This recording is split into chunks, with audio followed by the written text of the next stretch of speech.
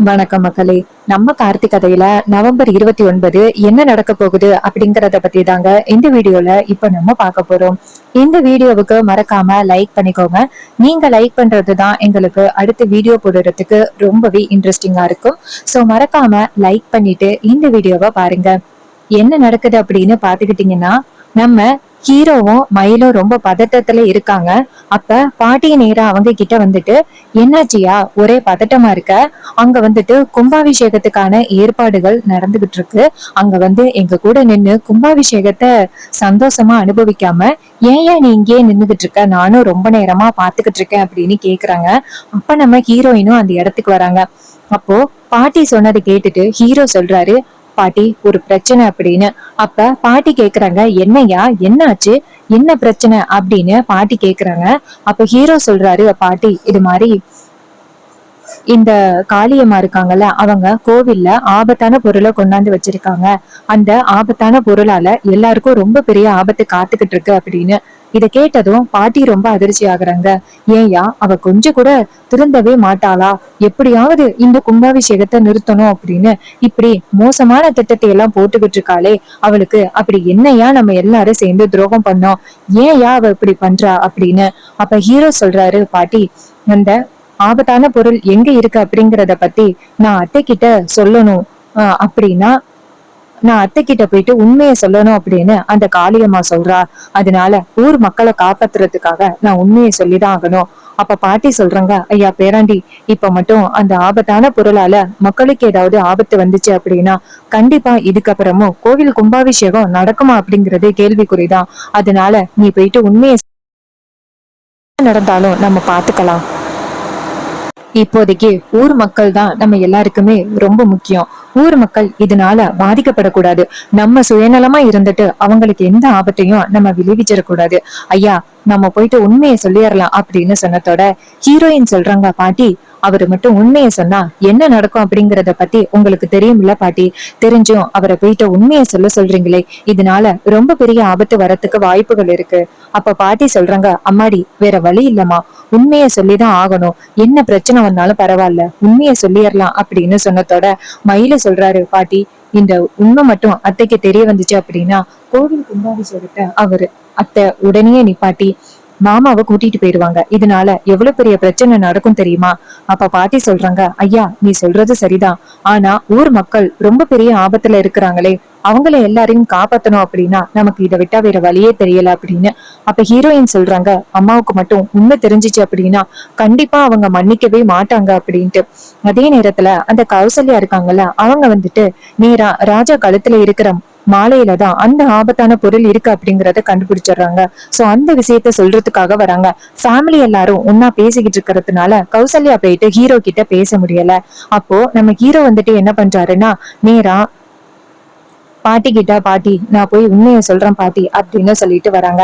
இது எல்லாத்தையுமே வில்லி பாத்துக்கிட்டு இருக்காங்க. பாத்துட்டு, ஆஹா சூப்பரு, இவன் உண்மையை சொல்ல வர போறானா, இவன் உண்மையை சொல்லிட்டான்னா நம்மளுக்கு எந்த பிரச்சனையும் இல்ல, சீக்கிரம் அக்கா காரிக்கு இவன் எப்படி பட்டவன் அப்படிங்கறது தெரிஞ்சு போயிரும். அதுக்கப்புறம் இந்த கும்பாபிஷேகமும் நின்னு போயிரும். நம்ம நினைச்ச மாதிரியே கும்பாபிஷேகத்துக்கு முன்னாடியே இவனை பத்தின உண்மை தெரிய வர போகுது அப்படின்னு வில்லி ரொம்ப சந்தோஷப்படுறாங்க. சரி இந்த விஷயத்த பத்தி அத்தை கிட்ட உடனே தெரியப்படுத்தணுமே அப்படின்னு நேரா அவங்க அத்தைக்கு போன் பண்றாங்க.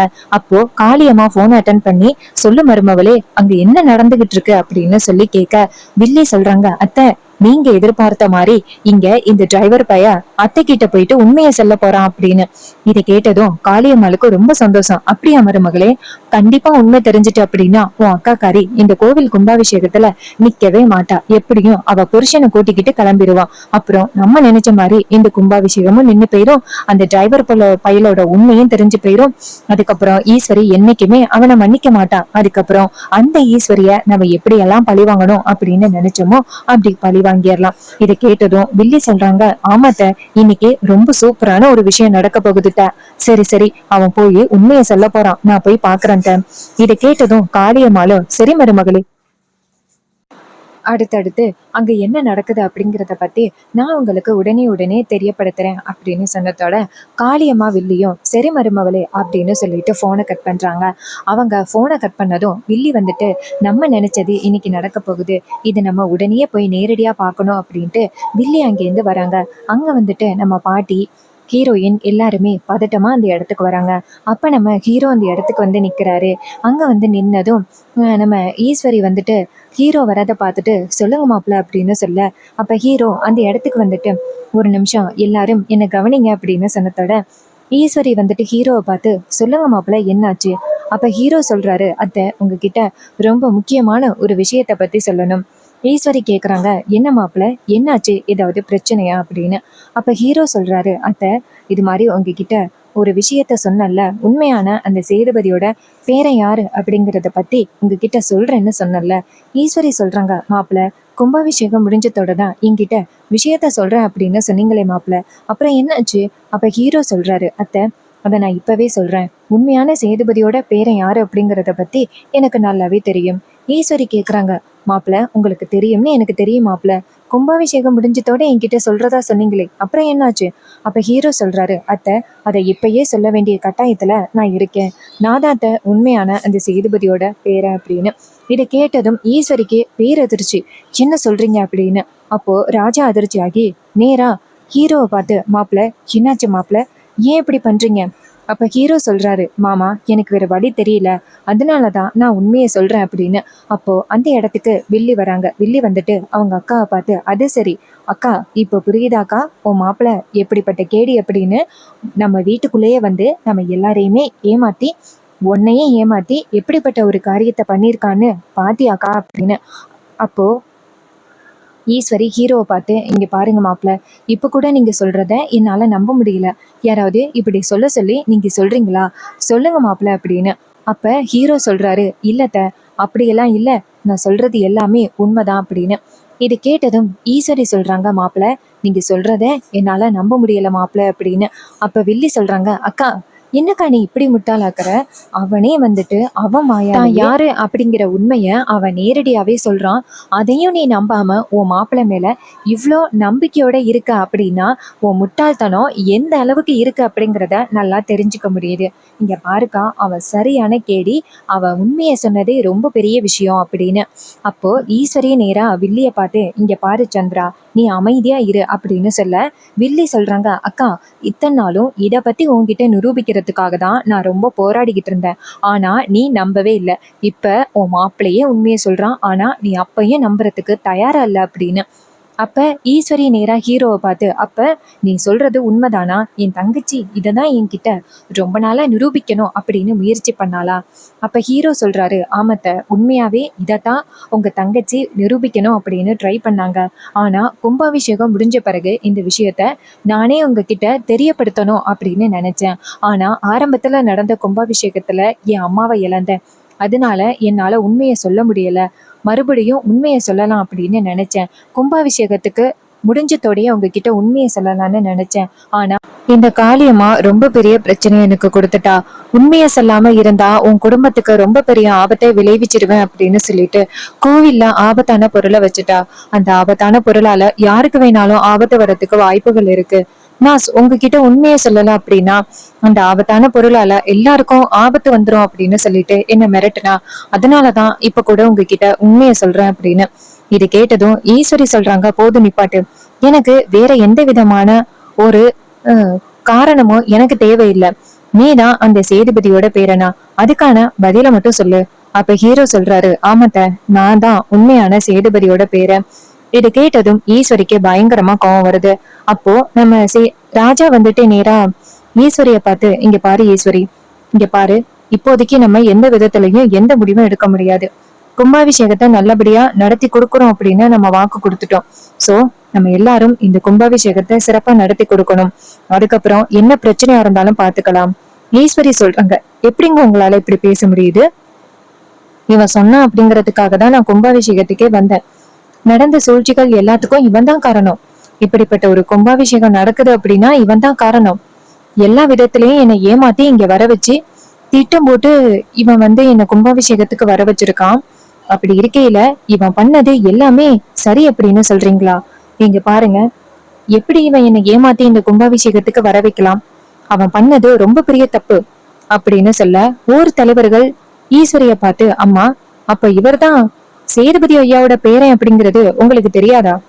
ஈஸ்வரி சொல்றாங்க, ஐயோ எனக்கு தெரியாது அப்படின்னு. அப்ப ஊர் தலைவர்கள் ஹீரோவை பார்த்து, ஐயா, தம்பி, நீங்க தான் அப்ப சேதுபதி ஐயாவோட பேரன் அப்படிங்கிறது அம்மாவுக்கு தெரியாதா? அப்ப ஹீரோ சொல்றாரு, ஊர் தலைவர்கள் எல்லார்கிட்டையும் நான் மன்னிப்பு கேட்டுக்கிறேன். கும்பாபிஷேகத்தை நடத்தணும் அப்படிங்கறதுக்காக நான் தான் அத்தை வீட்டுக்கு போயிட்டு மாறி வேஷத்துல இருந்தேன். நான் யாரு அப்படிங்கறத சொல்லாம. இதை கேட்டதும் ஊர் தலைவர்கள் சொல்றாங்க, தம்பி, நீங்க நேரடியா போயிட்டு கேட்டுதான் இந்த கும்பாபிஷேகத்தையே நடத்துறீங்க அப்படின்னு நாங்க நினைச்சோம். ஆனா நீங்க இப்படிப்பட்ட ஒரு காரியத்தை பண்ணிருப்பீங்க அப்படின்னு நாங்க யாருமே எதிர்பார்க்கல. தம்பி, நீங்க பண்ண இப்ப தப்பால இப்ப கும்பாபிஷேகமே நிக்க போற நிலைமையில ஆகிருச்சு. ஈஸ்வரி அம்மா இதை எப்படிப்பட்ட ஒரு முடிவா எடுத்துக்க போறாங்களோ தெரியல. அவங்களோட கோபத்தை பத்தி உங்க எல்லாருக்குமே நல்லாவே தெரியும். அவங்க என்ன முடிவெடுக்க போறாங்க அப்படிங்கறது எங்க எல்லாருக்குமே ரொம்ப பயமா இருக்கு அப்படின்னு. அப்ப ஹீரோ சொல்றாரு, இங்க பாருங்க, தயவு செஞ்சு என்னால இந்த கும்பாபிஷேகத்தை யாராலும் நிப்பாட்ட மாட்டாங்க. நேரா அவங்க அத்தைய பார்த்து, அத்தை, நான் பண்ண ஒரு தப்பாட தயவு செஞ்சு இந்த கும்பாபிஷேகத்தை நிப்பாட்டிடாதீங்க. ஈஸ்வரி சொல்றாங்க, இங்க பாரு, தயவு செஞ்சு பேசாத. உன் முகத்துல முழிக்கிறதுக்கு எனக்கு கொஞ்சம் கூட விருப்பமே இல்ல. எந்த காரணத்தை சொல்லி இந்த கும்பாபிஷேகத்தை நடத்துறதுக்காக நீ எங்க எல்லாரையுமே ஏமாத்தி இங்க கொண்டுட்டு வந்தியோ, அதே காரணத்தை வச்சு நான் இந்த கும்பாபிஷேகத்தை நிறுத்துறேன். இங்க பாருங்க, அங்க உட்கார்ந்து இருக்கிற யாக பூஜையிலிருந்து எந்திரிங்க அப்படின்னு சொன்னதோட ராஜா ஈஸ்வரிய பார்த்து, இங்க பாரு ஈஸ்வரி, இதெல்லாம் தப்பு ஈஸ்வரி. ஈஸ்வரி சொல்றாங்க, இப்ப எழுந்திரிக்க போறியெல்லாம் இல்லையா? அப்ப ராஜா வந்துட்டு அதிர்ச்சியாகி எந்திரிக்கிறாரு. அப்போ பிரம்மன் சொல்றாரு, அப்புறம் என்ன? இங்க பாருமா ஈஸ்வரி, உன்னை நம்ப வச்சு ஏமாத்தி இந்த கும்பாபிஷேகத்துக்கு கூட்டிட்டு வந்து அவன் இப்படி ஒரு நாடகத்தை போட்டிருக்கான். அப்படிப்பட்ட இந்த ஊரு உனக்கு தேவையா? அப்ப ஈஸ்வரி பிரம்மனை பார்த்து, ஏய், நான் உன்கிட்ட எந்த விதத்திலையும் ஒரு விஷயத்த கேட்கல. எனக்கு என்ன முடிவு எடுக்க தெரியும் அப்படிங்கிறது எனக்கு தெரியும். எனக்கு யாரும் அட்வைஸ் பண்ணணும் அப்படின்னு அவசியம் இல்லை அப்படின்ட்டு நேரா பரமேஸ்வரிய பார்த்து, பரமேஸ்வரி, உனக்கு வெக்கமாவே இல்ல? எவ்வளவு பெரிய விஷயத்த நீ மறைமுகமா பண்ணிருக்க. இது கண்டிப்பா எல்லாமே உன் புருஷனோட திட்டம் அப்படிங்கிறது எனக்கு நல்லாவே தெரியுது. உன்னையும் உன் குடும்பத்தையும் நான் என்னைக்குமே மன்னிக்க மாட்டேன் அப்படின்னு சொன்னதோட நம்ம பரமேஸ்வரிக்கு ரொம்ப அதிர்ச்சியா இருக்கு. ஈஸ்வரி, தயவு செஞ்சு அவசரப்பட்டு இப்படி கோவப்படாதமா. கும்பாபிஷேகம் நின்னுச்சுன்னா அது நம்ம எல்லாருக்குமே ரொம்ப தவறுதலான முடிவுமா. தயவு செஞ்சு சொல்றதை கேளு. நீ இத கும்பாபிஷேகத்துல உன்னோட கோபத்தை காட்டாதமா. அதுக்கு ஈஸ்வரி சொல்றாங்க, இங்க பாரு, உன் பேரை எந்த விதத்திலேயே மறைக்காம நேரடியா என்கிட்ட இந்த கும்பாபிஷேகத்தை நடத்தணும் அப்படின்னு சொல்லியிருந்தா நான் எந்த வகையிலயுமே அவன் மேல கோபப்பட்டிருக்க மாட்டேன். இந்த கும்பாபிஷேகத்தை அவனுக்கு சிறப்பா நடத்தி கொடுத்திருப்பேன். ஆனா அவன் என் வீட்டுக்குள்ள என்ன நம்பிக்கை துரோகம் பண்ணி நம்ப வச்சு ஏமாத்தி என்னை இங்க கூட்டிட்டு கும்பாபிஷேகத்தை நடத்துறதுக்கு அவன் திட்டம் போட்டிருக்கான். அப்படி இருக்கையில இந்த கும்பாபிஷேகம் நடக்கணுமா? இப்ப வரப்போறீங்களா இல்லையா அப்படின்னு நேரா அவங்க பொண்ணுங்களை எல்லாம் கூட்டிக்கிட்டு ஈஸ்வரி கிளம்புறாங்க. இதையெல்லாம் பார்த்ததும் நம்ம ஹீரோவுக்கு ரொம்ப அதிர்ச்சியா இருக்கு. ஈஸ்வரி நேரா அந்த இடத்துல இருந்து போறாங்க. அப்போ வில்லி நேரா ஹீரோ கிட்ட என்னப்பா, எப்படியாவது எங்க எல்லாரையுமே ஏமாத்தி கும்பாபிஷேகத்தை நடத்தலாம் அப்படின்னு பாத்தியா? எங்களோட திட்டத்துல நீ வசமா சிக்கிட்ட. இந்த கும்பாபிஷேகம் அவ்வளவுதான், முடிஞ்சு போச்சு. இனிமே காலத்துக்கும் இந்த கும்பாபிஷேகம் நடக்காது அப்படின்னு சொல்லிட்டு ஹீரோவை பார்த்து, நான் ஜெயிச்சுட்டேன் அப்படின்னு வில்லி நக்கலா பேசிட்டு அந்த இடத்துல இருந்து போறாங்க. இத பார்த்ததும் நம்ம ஹீரோவுக்கு ரொம்ப அதிர்ச்சியா இருக்கு. அப்போ வில்லி அந்த இடத்துல இருந்து போனதோட நம்ம ஹீரோ நேரா பாட்டி கிட்ட போயிட்டு பாட்டியை கையெடுத்து கும்பிட்டு, பாட்டி, என்னை மன்னிச்சிருங்க பாட்டி. உங்ககிட்ட கொடுத்த வாக்குப்படி என்னால இந்த கும்பாபிஷேகத்தை நல்லபடியா நடத்தி முடிக்க முடியல, என்ன மன்னிச்சிருங்க பாட்டி. அப்ப பாட்டி சொல்றாங்க, ஐயா, உன் மேல எந்த தப்பும் இல்லையா? இந்த ஊர் மக்களை காப்பாத்தணும் அப்படிங்கறதுக்காக தானே நீ இப்படி ஒரு முடிவெடுத்த. அப்ப ஊர் மக்கள் அந்த இடத்துக்கு இங்க பாருங்கம்மா, இது மாதிரி ஐயாவோட பேரனே இப்படிப்பட்ட ஒரு நம்பிக்கை துரோகத்தை பண்ணிருப்பாரு அப்படின்னு நாங்க எல்லாருமே எதிர்பார்க்கல. இவர் பண்ண ஒரு தப்பால இந்த கும்பாபிஷேகம் நின்னு போச்சு. விருமன் சொல்றாரு, அப்புறம் என்ன, இந்த கும்பாபிஷேகத்தை நடத்த முடிக்கிறேன் அப்படின்னு சொல்லி வாக்கு கொடுத்த அந்த பெரிய மனுஷவங்க இப்ப கும்பாபிஷேகத்தை நடத்த போறதில்ல. ஊர் மக்கள் எல்லாரும் சேர்ந்து இவங்களை ஊரை விட்டு ஒதுக்கி வைங்க அப்படின்னு சொல்லிட்டு பேசுறாங்க. இதை கேட்டதும் நம்ம ஹீரோ ரொம்ப ஷாக் ஆகுறாரு. நான் பண்ண தப்புக்கு எதுக்கு என் பாட்டி மேல நீங்க வந்துட்டு குறை சொல்றீங்க அப்படின்னு கேக்குறாரு. இந்த கதை உங்களுக்கு பிடிச்சிருந்துச்சுன்னா இந்த வீடியோவுக்கு மறக்காம லைக் பண்ணிக்கோங்க. நம்ம சேனலை சப்ஸ்கிரைப் பண்ணிட்டு பக்கத்துல உள்ள பெல் ஐகானையும் கிளிக் பண்ணி ஆல்னு செட் பண்ணிக்கோங்க. அப்பதாங்க அடுத்த வீடியோ போடும் பொழுது உங்களுக்கு நோட்டிபிகேஷன் வரும் பார்க்கலாம். தேங்க்யூ ஃபார் வாட்சிங்.